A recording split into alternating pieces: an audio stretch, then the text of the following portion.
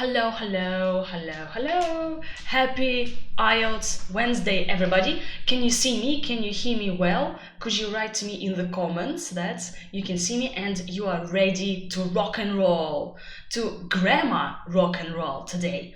Yeah, because today we're going to be talking about grammar and IELTS.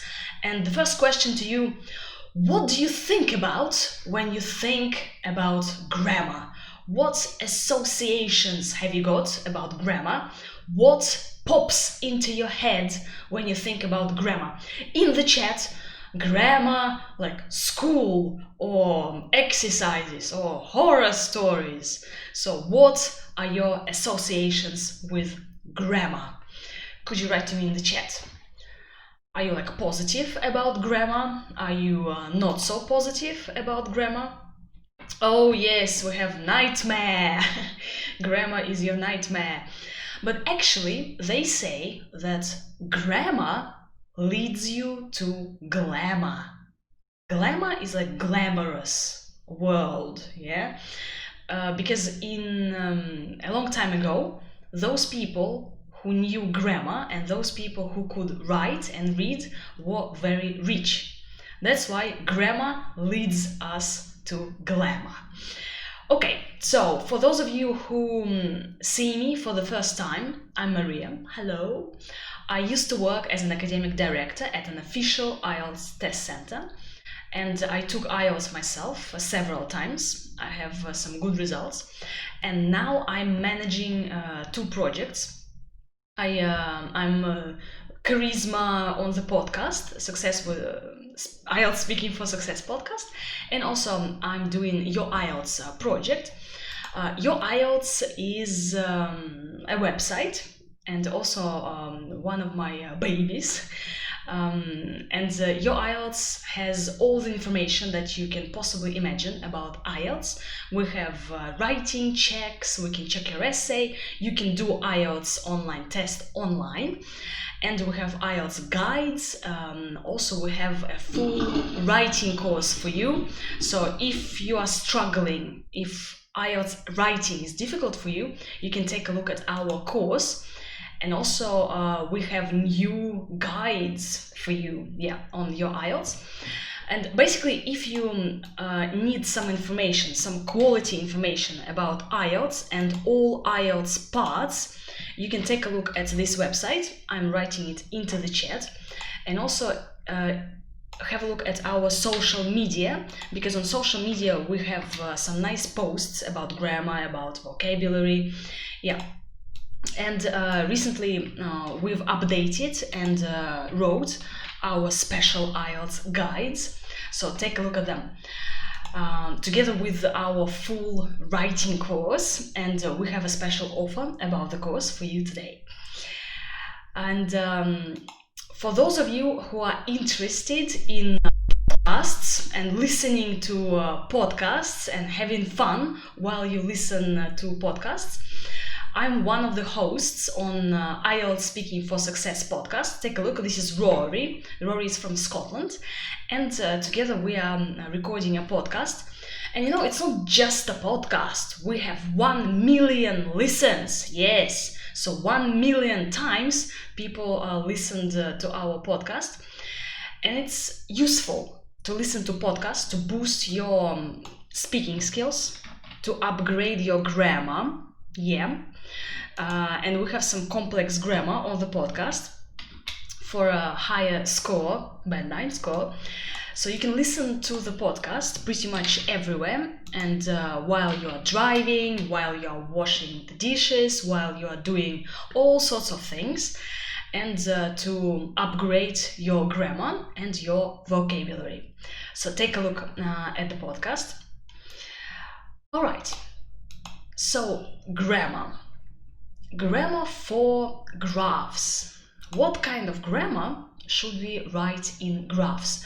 So as you know, graphs are the first writing section in IELTS Academic.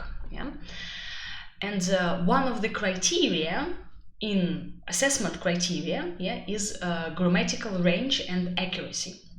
But tell me, if So when I do the writing in IELTS, IELTS Academic, IELTS General, is grammar the most important thing? Yes or no in the chat? Is grammar the most important thing in my writing? Should I focus only on grammar when I write my essay, when I write about a graph, or when I write my letter in IELTS General? Is it the most important thing in the world? What is important then? Grammar is not important? Or it is not the most important thing? Yeah, you are quite right. Grammar is one of the criteria, because in writing we have 4 criteria, right? So how well you address the task, coherence, cohesion, logic and organization, grammar and accuracy, how correct you are, and also vocabulary. So grammar gives you 25% of the total score. So it's just like one of the criteria. Right, we have a comment. It's one of the most important if you use good vocab. What would you say? Use. Well, again, grammar and vocabulary, they're just 2 criteria out of 4, right? And all 4 criteria are equal, okay? Right. So when you write about graphs, when you describe IELTS graphs, you can use these different structures. And the examiner expects you to use a variety of structures, okay? Variety means different structures. If I use only one particular structure, right, and keep repeating this particular structure, no, not so good, yeah? For 7 and above, 9 maximum, 9 is the highest score, we need to use these ones. Take a look. For example, verb and adverb. Verb is like rise, increase, fall, decline. Adverb, gradually, dramatically, significantly. And this combination works super well together. For example, increase dramatically, rose gradually. Gradually is like all the time. If I write about the consumption of chicken, like how much chicken was eaten by people, I have the graph. So I write the consumption of chicken rose gradually, right? So you should write the verb, what happened, and then how it happened. So verb plus adverb. Then adjective, and noun. So there was a considerable fall in the blah blah blah. And this structure is very good. So there was and then something. So you see, it's very different from the consumption of chicken rose dramatically. There was a considerable fall, fall in the consumption of chicken. You show a variety of different structures, and the examiner sees that you can use various different structures effectively. Right, past perfect. Yes, you guys, if you want a higher score, you should use past perfect, but if the graph is in the past. Very often students get confused. Oh, but I see the graph, I look at the graph, so it's in the present. No. So the graph has a period of time. So if the period of time is in the past, for example, 2000, 2010, it's the past. So you use only the past, right? And if your graph shows the past, it's for you to use the past perfect. And it's very easy, because look, you just write by. If you write the word by 2000, the consumption of fish had risen to 145 grams, you see? If I write in 2000, the consumption of fish, consumption like eating, So if I write in 2000, the consumption of fish rose, okay? Only this preposition by gives us past perfect. Easy peasy, But to use past perfect, you need everything in the past, right? So by 2010, by 2008, it had risen, or it had fallen, Past simple. So if the graph shows you the past, you should use the past, not the present. Because it's a very common mistake that students like look at the graph and they use only the present tenses. Yeah, okay, it rises because I see it now, yeah? No, the graph shows the past, so you should use the past forms. And careful, rise, it's rose, and fall, it's fell, okay? And sometimes the graph shows you the future. So you can use different future structures, like it is projected to rise, yeah? It's expected to fall, right? So various future expressions. Okay, so who would like to use past perfect? Do you like this past perfect tense in the chat? Or are you scared of past perfect? Dmitry, these structures are not complex. They kind of are fine. If you are using past perfect accurately in the correct context, it's quite good. It gives variety, right? And it's accurate, right? These ones, okay, they seem easy, but to use them correctly, to use them in the correct context, would give you a high score, because you are using a range of different structures. Most people just write, okay, it rose dramatically, it fluctuated, it, the same structures. But what you should show the examiner is that you use a variety of structures and you use them accurately, okay, and naturally. Besides these ones, like, it is projected to, like the consumption of chicken is expected to, well, passive voice, used accurately about the future, it's quite high, Not complex is short sentences, yeah, and what is not complex is like present simple, yeah, everywhere. Right. Yes, you should have a go at past perfect, but only about the past, right? If the graph shows you the past, and have a go at by the end of the period, it had increased, yeah? Right. If we have 2000 and 2010, you can use the past simple, but again, you can use the past perfect if you say by 2010, the consumption of fish had reached the lowest point to blah blah blah %. Okay, so just use the preposition by.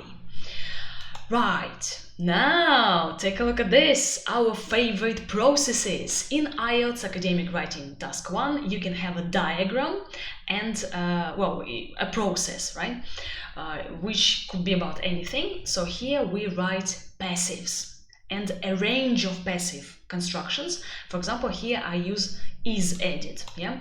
It's about cement, take a look. So limestone is added, or limestone and clay are added, yeah, to the crusher. Then these ones, after being moved, it is then blah blah blah. Do you see? It's so complex, it's amazing. For example, here, after being heated, right, the powder is then ground, yeah? Or this one, once it has been added, the mixture is then heated, right? So for the process, again, various structures, various passive voice structures, and different constructions like this. So like after being moved, it is then. Take a look at then. Usually then is used at the beginning of the sentence, yeah? Like once it has been added, then the mixture is heated, yeah? But here we are adding this complexity to our sentence, and we write then in the middle of the sentence rather than the beginning. Beautiful. Yes, so make sure that you do have passives in the process. And also we have passive forms in maps. In IELTS Academic writing task 1, you can have a map as your answer, as a question, yeah? And depending on the map is in the future, the map is in the present, yeah? So what do you have? Here, for example, I have Islip town now and planned development. So my map is going to be about the future because I'll write about the second map. That's why my grammar is about future, right? And be very careful with that because graphs usually, graphs could be about past, could be about future, so could be about present, past, and future. Yeah, it's confusing. So here I write new housing areas are planned to be constructed. Yay! Or the park will be reduced in size. Yeah, look, the park will be reduced. Yeah, passive voice in the future. Or if you have a map about like past and present, yeah, we use the present perfect. So we say something has been built, yeah, was transformed. If are there any people who are taking IELTS General? IELTS General people, say hello to me in the chat. Again, for IELTS General, you can use passive forms in your letter. Yeah, if it's a formal letter, passive forms, right? Because passives are more formal, so make sure that you have like a couple of two passive structures in your letter. Yes, hello, Oksan. So in IELTS General, so in the letter, make sure that you do use the passive. For example, something is needed, will be required, yeah, has been delivered, right? So we have a question. Having something done. Ooh, okay, have something done. Do you mean, for example, I had my hair done, right? Or yesterday I had my nails done. So I went to the salon and I had my nails manicured, right? Or I had my hair cut. This structure, voila. It's very strange to use this structure in a process because the meaning is a bit, if you went to a hairdresser's and they cut your hair, you can say, I had my hair cut, right? So I didn't cut my hair, somebody cut my hair. So I had my hair cut yesterday. The same as, for example, I have a car and I had my car serviced, right? So it means that I took my car to the special place and they washed it, they fixed it, so I had my car serviced. That's a very good structure, that's a very complex structure, and you can use it in speaking. For example, in speaking, they can ask you a question, what would you like to change about your flat? And in speaking, you say, I'd like to have my flat renovated. I'd like to have my flat renovated. Write it down. Renovated, kind of repaired, yeah? So this would be a very useful structure. Oh, okay, having the heating finished. It's very strange. It's very odd. No, it's much better to write like once the heating has been finished, right? Or once the heating has been done, right? So once the heating is over, so it sounds more natural. Okay, if you want to have like a list of grammar structures that you want, that you should use in graphs in IELTS Academic Part 1, if you want to have more examples, if you want to see the graphs grammar in action, everything is in our full writing course where you have videos on each graph with specific grammar structures. And at the end of each video, I highlight grammar. I highlight all the grammar for you. So you can just stop the video and then you can write all the super juicy grammar for your graphs. And there's a special offer for you on the course. You can, for example, invest in only graphs, right? And there is a free video. It's for free about pie charts. Yes, these pie charts, yeah, these colorful pie charts. So you can take a look and check out the grammar that we can use about pie charts. Yeah, take a look. All right. Now, grammar for essays. What grammar should be used for essays? Let's take a look at the example of the essay. So this is an essay. Could you now read it? So this is an essay task. Again, it's good for IELTS General, it's good for IELTS Academic. So some universities, offer their courses on the internet, the current situation at the moment. And there's a question, is it a positive or negative development? A typical IELTS essay question, right? So who thinks it's a positive development? In the chat, who thinks it's a negative development? In the chat, please. So what do you think? So what would you answer to this IELTS essay topic? Positive or negative development? Oh, people are positive, yay! And the link to the IELTS course special offer is in the chat now. Oh, okay, Dennis, negative. Okay, now, if I write my introduction to this essay, okay, so this is my super duper introduction, take a look. Take a look at the introduction and notice what good grammar do I have in my introduction. What is nice? What grammar structures do I have here in my introduction? Okay, yeah, 50-50, yeah, like positives and negatives, benefits and drawbacks, yeah, okay. Yeah, we're reading and noticing super grammar structures. Okay, so let's take a look. Here, first of all, I have the present continuous. And you might think, oh, Maria, present continuous, it's elementary, it's not complex. We need to have this, this inversion structures. No, you guys, no. This present continuous is used with a meaning, which is kind of more advanced, that its courses are becoming. It's a trend. They are kind of becoming. It's a process, not at the moment, but it's a kind of like during a period of time, right? So online courses are becoming a common feature, right? And you can, for example, use the present continuous effectively in the introduction. So you can say, it is getting more and more popular. Nowadays, people are buying goods online. Yeah? So, and it's quite easy to use the present continuous accurately in the introduction because you are paraphrasing the task. And if you remember, I should use the present continuous in my introduction. It's already a variety of structures. Yeah?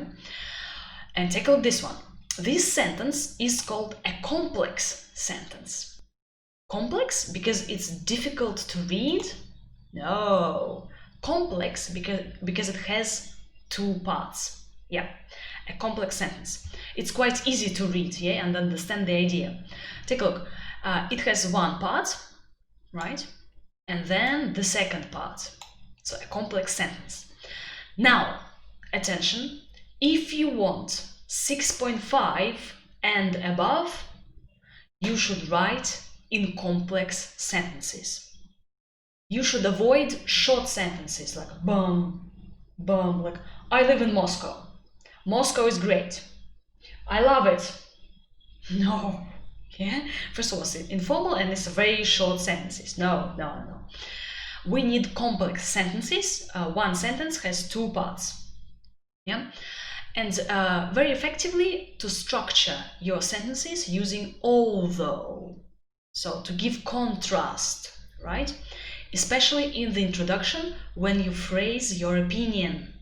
So I write, although there are some drawbacks of internet-based learning, I believe that there are more advantages. Contrasting, yeah? Yeah, there are some drawbacks, but I believe there are more benefits.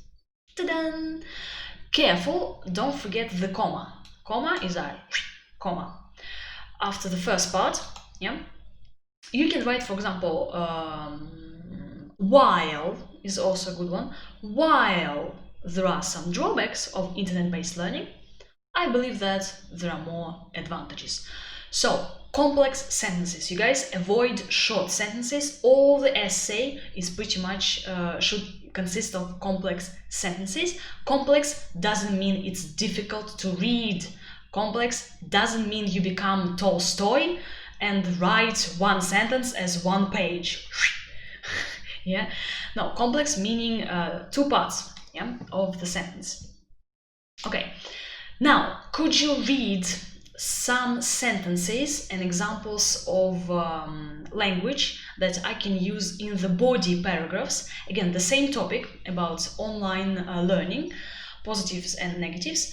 So read and tell me what good grammar structures do I have here on the slide. You can write in the chat, so which grammar structure is your favorite from this slide. And this is again something that I would write in my body paragraph about this essay topic. Okay, so write in the chat which grammar. Oh, yes, relative clauses. Yes, relative clauses like which, that. Yeah, there is plenty of information which is educational on the internet. Yeah, which. Yep, modal verbs. Absolutely, Irena. We do need modal verbs. But there is one structure which is particularly complex. I think Dmitry, you asked a question about complex structure. So Dmitry, could you now tell me which structure from here, from these examples, are really, high level? Oh yes, we have future in the past. Okay, but actually here it's not. Is it future in the past? Okay. Subjunctive. Okay, here, first of all, modal verbs. So I don't write students do not have the opportunity. No, maybe some students do have the opportunity, right? I avoid being direct. That's why I use modal verbs. So may or might or could have. You say this could have, right? Not just this has a negative influence. It's a fact for everybody. It's written in the encyclopedia. No, I'm very soft, maybe like a politician. Maybe yes, maybe no, possibly, you should become a politician and write your essay. Like carefully, right? Softly. So this could have a negative impact. Maybe yes, maybe no. Passive voice. You guys, one essay can have like 7 passive voice structures. 5, 7, not in every sentence, but there might be quite a lot of passive structures. Again, it should be natural, right? If you cram your essay with the passives everywhere, not very good. Here it's not future in the past, but it's like a hypothetical situation, like maybe would, right? Like, what would you do? Like if I had wings, I would fly away. So possibly, yeah. Okay, so passive voice, different passive voice structures like are reduced, has been reduced, will be reduced, can be reduced. Here, are able to, a very good modal verb, are able to, yeah, or are not able to do something. You guys, this is the third conditional. Oops. The third conditional, whoa, used naturally and accurately. Oh my god, this is so cool. So it gives you variety, it gives you like a super score. But it might be very difficult to squeeze in the third conditional in your essay, but you can use the second conditional, like if all people studied online, this would be more effective. Yeah. So conditionals, and actually like any sentence with if, right? So if is a very good sentence and it gives you a complex sentence like if blah blah blah, comma blah blah blah. Yeah. Yes, modal verbs with perfect infinitives. Yes, Dmitry, you are on the ball. Absolutely. It could have been done, or people should have done something. Yeah. Okay. Yeah. Yes, so hypothetical situation, but it's about unreal past, right? So Tatiana, it's the third conditional. So do you have now a feel about some grammar that we should use in the essay? Yeah? Again, it's very easy to remember that you can use the present continuous in the introduction. Modal verbs, different modal verbs, if structures, you see, and passives. Again, if you want to have more examples of gorgeous grammar for a high score, you can take a look at the course about essays. And the same with graphs. I have all the essay types, all typical essay questions that you can have in the exam. And you have videos, right? And in each video I tell you like what vocabulary is good. Then there is a slide with underlined grammar structures, right? So for this particular essay type, for this particular topic, right, you can use these grammar structures. And you know what? After watching the videos, you kind of have a clear idea grammar. You can actually have a list of like good grammar structures to use in any essay. It doesn't matter what the topic is, what the question is, you know, you have these lovely structures. And also these same structures could be used in IELTS speaking. So you kill two birds with one stone. That's an idiom for you, to kill two birds with one stone. Yeah, so the special offer is usually the course is almost 5,000, but today is 4,000 for you because you're watching this lovely, useful, super useful webinar. And you know, IELTS classes are from like 3,000 rubles with a teacher, with a professional IELTS expert. I'm not saying some teacher, but with a qualified IELTS expert. And courses are also pretty much expensive, and writing courses, yeah. But this is a course like for you. You control it, you can watch it, you can stop it, you can download it. We have PDF versions of all the videos. You are kind of your own boss. You don't have some teacher telling you what to do, yeah, which is nice. Well, it's nice if you have a nice teacher, a fun teacher, qualified teacher, but if the teacher is not very, you know, oops. Yeah, there are also some benefits to the course, because the writing course gives you like all the graphs, all the essays. Like you'll get how to structure the essay, what grammar to use, how to write each paragraph. And I've been working with many students. Well, I've been with IELTS for what, like 10 years? And students take the exam, they come back to me, I assess their writing, and I know what should you do to get a 7, what shouldn't you do to get a 5, what should you do to get an 8. So you know, all this practical knowledge is pretty much in the course, yeah? And it's easy. I don't tell you to do something, you know, very difficult. I don't have these theories like, oh, no, it's pretty straightforward. It's easy to understand and easy to do, yeah? Okay, now you guys, we also have guides together with this full writing course. But if you want to have more examples of graphs or essays, you can take a look at our guide, and the link is going to be in the chat now. The guide is pretty much a PDF documents with some really useful information. Oh yes, Inessa got 7.5. Super, well done, Inessa.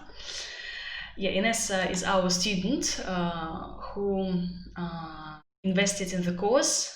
Yeah. Okay, so essay grammar, modal verbs have to, are able to, can, what else, should, ought to. Then essay grammar is complex sentences. Okay, so one sentence has two parts: present continuous in the essay and present perfect, right?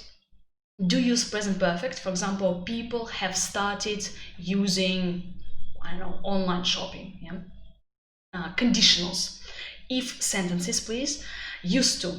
when you write about the past, people used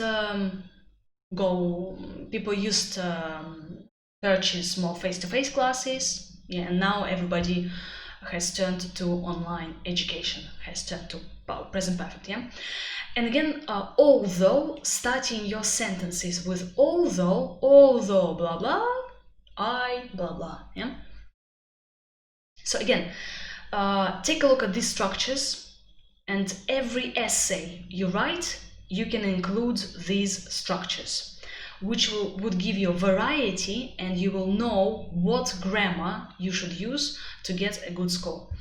Again, how correctly you use it, it's also like the examiner kind of checks how correct you use it and then gives you the score for grammar.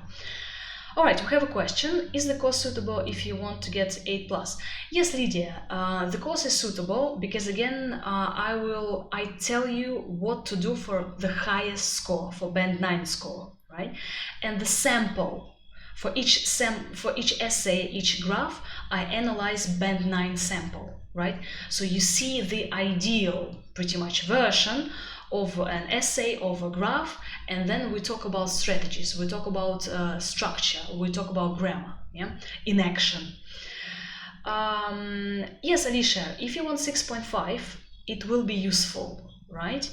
It will give you the structure, it will give you like basically how to write an essay, like pie charts, how to write about pie charts, what verbs, how do I start, overall statement, where should it go. Many people, for example, waste their time and spend a lot of time writing the introduction. I tell you how to write the introduction, bam, just like that. Okay. Are the samples your own or taken from the books? No, these are my own samples, and I've read many samples. I've changed certain things, so they are not from the books. Can you please briefly discuss using would and used to referring to past tense? Whoa, that's a good one.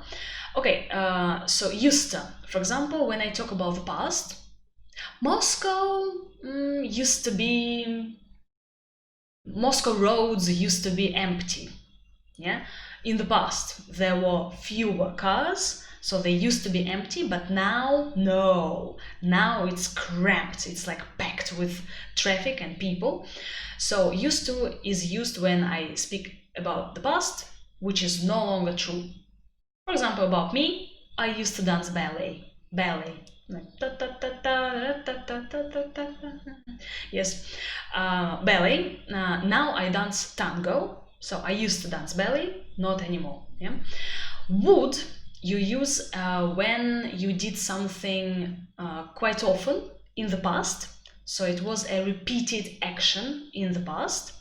For example, when I was a child, my family and I would go to the country house. My grandma would bake cakes. She made cakes regularly. I'd go to the lake with my father. I went to the lake very often in the past. So I can use would. Right, but very good grammar structures, by the way. Now, you guys, grammar for speaking. Are you ready for speaking? Could you give me your favorite grammar structures when that you would like to use in your speaking, or perhaps you are fond of some grammar structure and you would like to use this in speaking? What is it? Your favorite grammar structure for speaking? So, a very good thing to boost your grammar is to listen to the podcast. And I have this podcast for you. Why listening? Because when you listen to the podcast, you can get natural examples of grammar.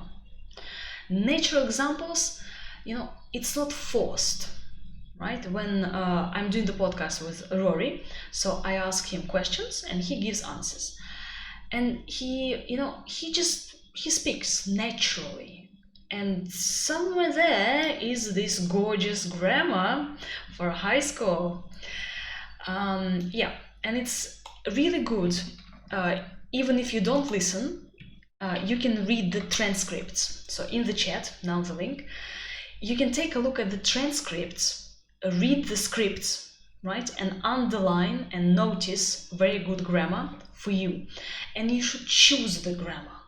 If you don't feel comfortable using the third conditional in your speaking, forget about it, okay? There are more structures that you can use to get a high score. It should be natural, it should be correct, you should use it just like that, no stops. Because if in the exam you stop and wait, I'm gonna use the third conditional, but wait, now I'll remember the structure. No, this is kind of 6. For 7 and above, you just speak like that, non-stop, with grammar, easy grammar, more difficult grammar structures, but like this, right? Non-stop. So that's why podcast is really useful for these purposes. Again, you can listen to the podcast pretty much everywhere. I listen to Google Podcasts, yeah, Apple Podcasts, yeah, feel free. 1 million listens.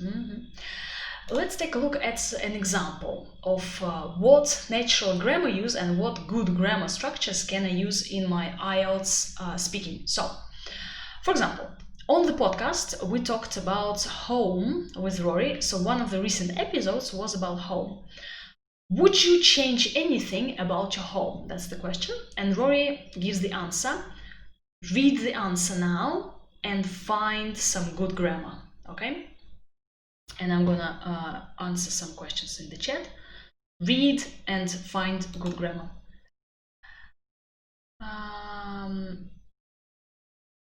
Yes, Alisha, I teach online, or I can recommend some teachers for you. So you can write to us on email or on Instagram, your IELTS Instagram.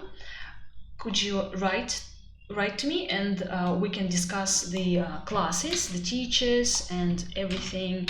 Yeah. So Alicia, just write a message or email us. Ooh, thank you very much. People are loving the show. Okay, we have an example from Vova. If I have a line graph in part 1, can I say, WP, nice, writing part. Nice abbreviation. The graph rose dramatically. First of all, the graph doesn't do anything, okay, Vova? Something that the graph shows rises. The consumption of chicken, the number of people, but the graph doesn't rise. Yes, exactly, yes. The consumption of chicken rose dramatically, not the graph, not the line. Yes, please don't say the line rose. No, the graph rose. No. The consumption of chicken, what the graph shows, rises. Oh, thank you so much. The best podcast I've ever heard. Thank you. Yes, so the second conditional, it's used very naturally. I'd have, I would have. So if I could, I'd have. And we don't say I would, we say I'd. Speaking is natural and informal, so you should use contracted forms, yeah, shortenings. I'd, I'll, isn't, don't, I won't, yeah. So I'd have it closer to the metro station. Take a look, we have only one part of the sentence, we don't have the whole conditional. If I blah, I'd. So it's okay to use the one part of the conditional sentence. Also, I'd probably change, I would change if I had, you see? So a range of structures. Right, another example, you guys, another example. We talked about books, and this is speaking part 3. Yeah, we have a premium service of our podcast where we talk about speaking part 2 and speaking part 3 in detail. So you can have samples, speaking part 2 and speaking part 3. So, and the question in speaking part 3, I'm giving you some premium content. So, do you think paper books will disappear in the future? A typical question about the future in speaking part 3. Rory says, read it and notice super grammar that he's using here. You can also notice a good phrasal verb. Yes, read and notice some interesting things. Right.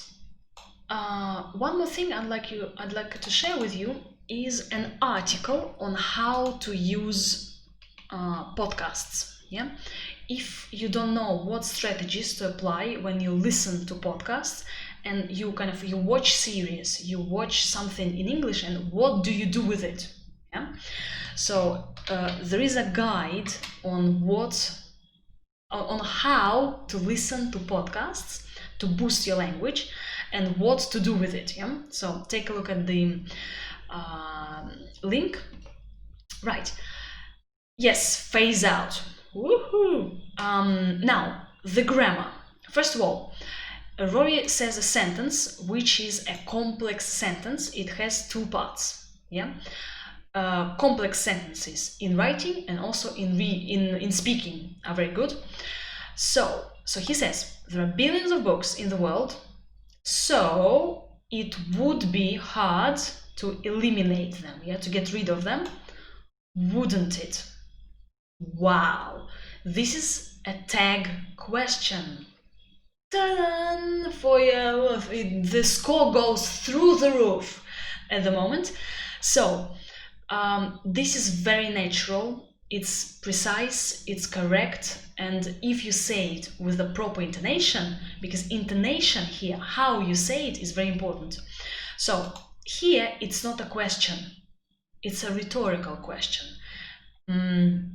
Because we are kind of sure that it will be difficult, right, to get rid of all paper books, of all physical books. So we say something like this. There are billions of books in the world, so it would be hard to phase them out, really, wouldn't it? Wouldn't it, right? So like, wouldn't it is kind of like not like, wouldn't it? A question. No, it's the intonation goes down. So because of this grammar, yes, you guys, I'm happy that you enjoy the phrasal verb. The phrasal verb, it's about vocabulary. Yeah? So here, because of this grammar, you are showing the examiner that you can use some intonation correctly. Yeah? Okay. Now, so these are the structures that you can use in your speaking. Again, take a look at the slide and write in the comments what grammar structures out of these would you like to use in your speaking, okay? So which grammar structures would you like to use? Which is your favorite? Again, this gives you a variety, and you can kind of make a list of grammar structures to use in your speaking. Okay. Yes, and feel free now to ask questions because we are coming to the end of the webinar now. So, any questions that you have? Right, on the website I also have some useful articles where I analyze grammar of graphs and essays. So the links are in the chat. Take a look at this analysis. I analyze these samples of essays and graphs, and I give you the grammar structures which are used in the sample for Band 9 score. So make sure to check it out. Okay.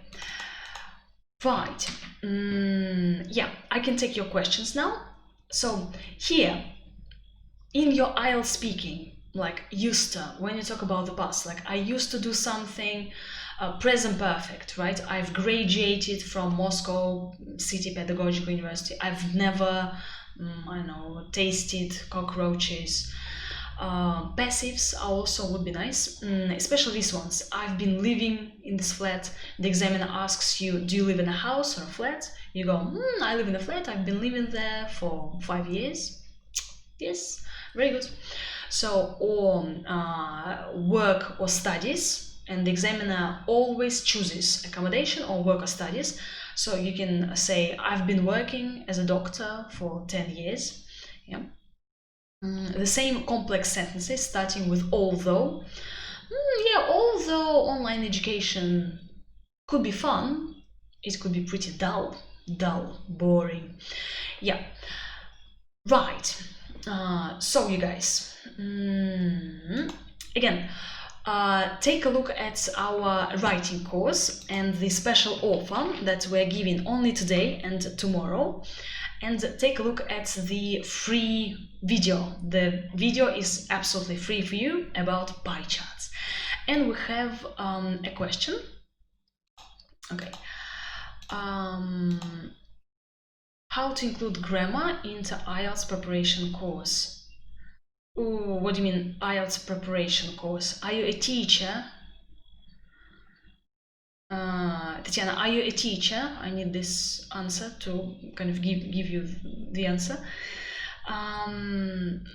Choices. Okay. Yes, you can give again. Grammar should come from examples, right? So, for example, you analyze a process, give them a sample, and then from the sample they notice some passives, and off you go. And you can actually focus on passives and give them exercises from other books, but on passive voice. But again, come back to the IELTS process and practice how they can use passives in action, writing about the processes. The same goes for like pie charts, for other types of graphs, and about maps as well. So in action, grammar in action with examples. Yeah. Any advice how to work on my main downside? Terrible spelling. Okay, then for spelling, again, do you take IELTS on a computer or on paper? Then could you answer the question? Is it a computer delivered test for you? You are typing on keyboard, or you are gonna take a paper-based version? Yeah, you guys, we also have guides, so take a look at our guides. Again, about task 1 and task 2 with pretty much gorgeous grammar, some of which we've discussed, and nice grammar for the essays. With spelling, and working on your spelling is also important for listening. So, you know, for me, for example, it helps me to write things down with a pen. So I take a pen and I write the word. So I look at the word, I kind of see the word, I feel the word. Computer. So then remove all the word check, all the spelling checks should be removed from your computers. Yeah, this is number 1. So you should kind of write yourself without being corrected. Right? And if you are not sure, then you check this word up in the dictionary to make sure that the spelling is correct. You can also write with a pen just to see the letters, to remember the letters, like look at the word. Also then, if you read something in English, you read and then you, oh, that's an interesting word, I would spell it in a different way. Yeah, so you notice the words that you would write differently. Yeah, so noticing, right? Noticing, you can notice the word, then you can like type it like write it down several times if it helps for you. No, Marina, it's not true. We have a question. Is it true that all the essay is written in capitals? No, it's not true. The essay is kind of normally, you can type like normally as you normally type, yeah? And reading and listening is written in capitals, yes. But again, you may not write it in capitals. If you wish like to write normally, you're free to do that. Right. Okay, we have a question. The first writing part means that you analyze graphs. Well, not really. Again, the analyzing graph means that you write about the highest, the second highest, the lowest. Again, if you want band 9, yes, there might be some, you know, you can do some analysis, right? But it may be very straightforward. The highest, the second highest, the lowest, and then you compare, right? You don't need to do maths. You can kind of go easy, and you should see what stands out from the graph. Yeah, you should see the main features. So that's the analysis, right?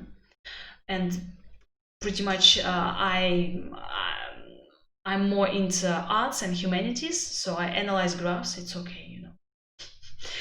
Okay, which comparative structures are very good? Depending on the task, all comparative structures are pretty good, especially it is by far the most expensive product, so high level, as much as structures, so different comparative structures. Okay, you guys, thank you so much. Take a look at the webinars. So we have many recorded webinars. Sorry. So I started running webinars in September, I think, or in October. So we have many webinars recorded, and you can get many recordings. Take a look at this link and subscribe to get the recordings of the webinars. A very useful webinar is about posh words and speaking, IELTS myths. So some webinars are in Russian, some in English. So take a look, and you can get the recordings.